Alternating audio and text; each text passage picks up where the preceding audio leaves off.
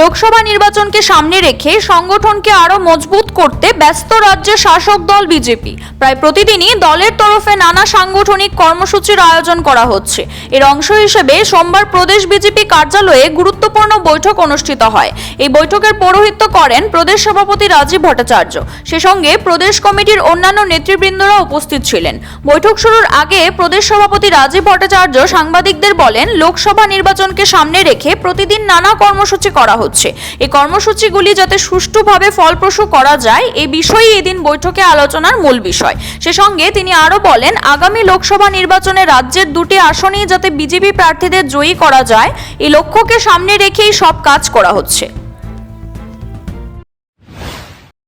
সামনে রেখে আমাদের যে সংগঠন ভারতীয় জনতা পার্টি ত্রিপুরা প্রদেশের যে সংগঠন, এই সংগঠন সদা সক্রিয়।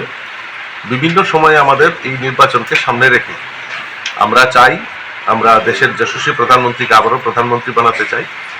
তো সেই লক্ষ্যে আমাদের ত্রিপুরা রাজ্যেও দুটি লোকসভা আসন রয়েছে।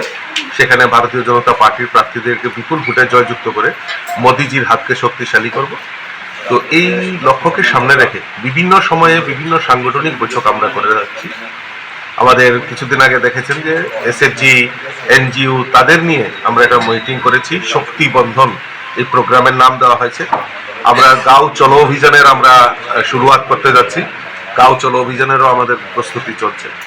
ঠিক অনুরূপভাবে আজকেও আমরা আমাদের ইস্ট লোকসভা এবং ওয়েস্ট লোকসভা আসনকে সামনে রেখে আমাদের সাংগঠনিক কিছু কাজকর্ম রয়েছে। এই সাংগঠনিক বৈঠক যারা আমাদের নিউ ভোটার, যারা আমাদের কল সেন্টার বা বিভিন্ন উইংসে যারা কাজ করেন তাদেরকে সমন্বয় করার জন্য আজকের এই বৈঠক ডাকা হয়েছে। CRI TV, channel for news and entertainment.